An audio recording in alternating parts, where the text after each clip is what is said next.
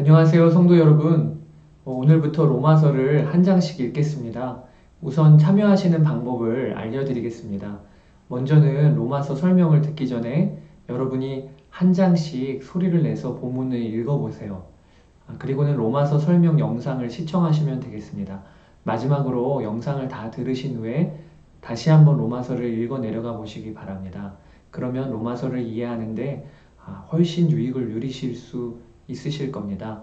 먼저 오늘은 로마서 1장을 같이 읽겠습니다. 1장에 대한 설명을 여러분께 드립니다.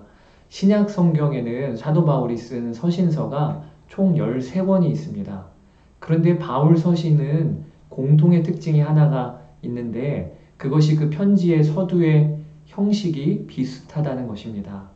바울은 우선 편지의 발신자인 자신을 소개하고 그리고 편지를 받는 수신자들에게 하나님의 은혜와 평강이 있기를 원한다 라는 정중한 인사로 늘 편지글을 쓰곤 했습니다. 그렇게 인사하는 내용이 다른 서신서들에는 두세 절 안에 다 마무리가 됩니다. 그런데 로마서는 그 서두의 내용과 형식이 다른 서신서들과는 다릅니다. 바울은 보통 두세 절 안에 인사를 마무리 짓곤 했는데 로마서는 7절까지 가서야 비로소 인사가 마무리가 됩니다. 로마서 1장 7절 로마에서 하나님의 사랑하심을 받고 성도로 부르심을 받은 모든 자에게 하나님 우리 아버지와 주 예수 그리스도로부터 은혜와 평강이 있기를 원하노라. 7절이나 돼서야 인사가 끝난 거죠. 여러분 왜 이렇게 서두가 길까요? 왜 그렇게 그가 긴 호흡으로 인사를 했을까요? 그것은 바울이 로마서의 서두에서부터 복음이신 예수 그리스도를 전하고픈 간절한 갈망에 휩싸였기 때문이라 싶습니다. 사도 바울은 복음이란 단어만 들어도 가슴이 설레었던 사람 같습니다. 그래서 그는 정중히 인사를 나누기도 전에 먼저는 복음에 대하여 간략하게만이라도 전하고픈 열정에 사로잡혀서 글을 시작한 것입니다. 도대체 복음이 무엇이길래 바울이 복음이라는 단어만으로도 그렇게 흥분했을까요? 오늘 여러분과 먼저 나누고 싶은 것이 이것입니다. 로마서 서두에서 그의 가슴을 뛰게 하였던 복음의 내용은요, 바로 예수 그리스도이셨습니다.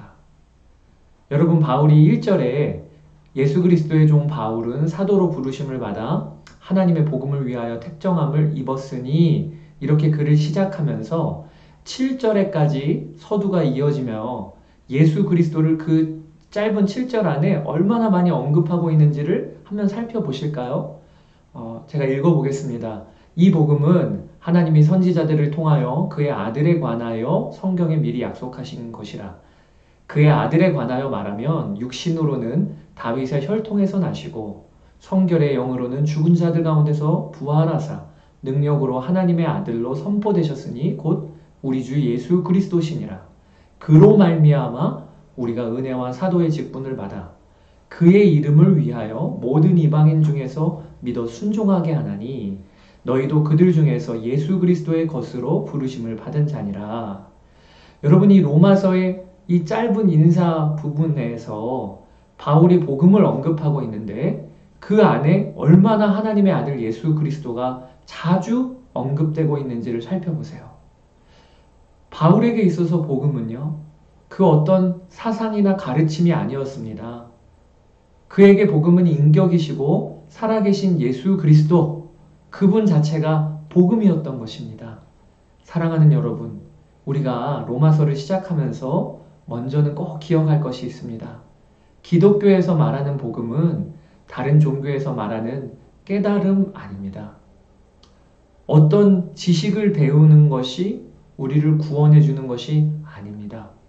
복음은 바로 예수 그리스도, 그리고 그 인격이신 주님과의 교제가 바로 복음인 것입니다. 영생은 이것이니 하나님의 아들을 아는 것이라. 바울은 복음이신 예수 그리스도와 인격적으로 교제하는 사람이었습니다. 그러기에 복음에 대한 이야기를 시작하자마자 그는 가슴이 뜨거워졌던 것입니다. 지식으로 아는 복음이 아니라 복음이신 예수 그리스도와 만나고 교제하는 삶이었기에 그는 너무 흥분이 됐던 것입니다. 그래서 그냥 평범한 인사로 글로 시작할 수 없었던 것이죠. 사랑하는 여러분, 로마서를 읽으면서 우리가 복음을 하나의 성경 지식으로 알게 되는 일이 없기를 기도합니다. 축복하기는 로마서를 통해 복음이신 예수 그리스도를 인격적으로 만나게 되시기를 바랍니다. 방향을 잘 잡아야 하겠습니다. 자, 바울은 이제 7절까지 인사를 마친 후에 자신이 그동안 로마로 가기를 여러 번 시도했지만 가는 길이 막혔음을 밝힙니다. 그러면서 로마에 가서 성도들을 만나보지는 못했으나 그들에 대한 믿음의 소문을 익히 들어 알고 있고 감사하다고 마음을 전합니다.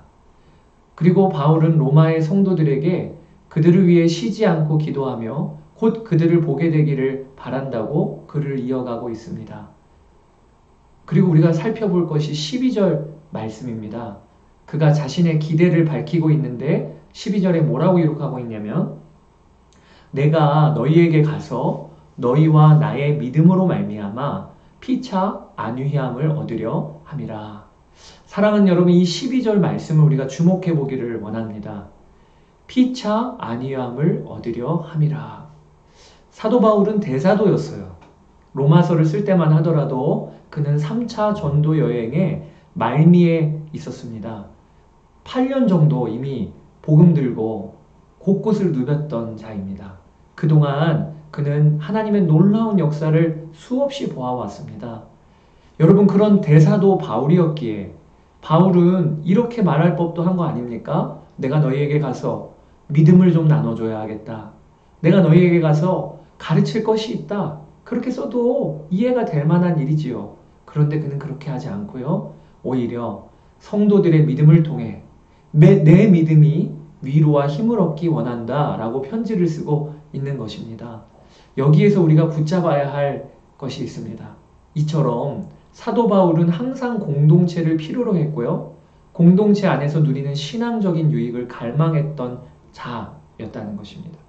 이게 우리에게 큰 도전이 됩니다. 대사도 바울도 공동체가 필요했거든. 하물며 우리는 어떨까요? 사랑하는 여러분, 신앙은 항상 함께하는 공동체 안에서 성숙해진다는 것을 꼭 기억해야 합니다. 우리 그리스도인들은요, 예수님 안에서 한 몸 된 다른 성도들을 통해서 서로 안위함을 받아야 하는 존재들이 우리들인 것입니다.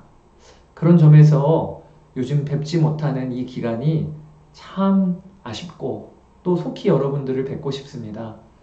여기까지 일단 1절에서 15절까지 설명을 마쳤습니다. 다음 영상으로 16절에서 이어나가도록 하겠습니다. 감사합니다.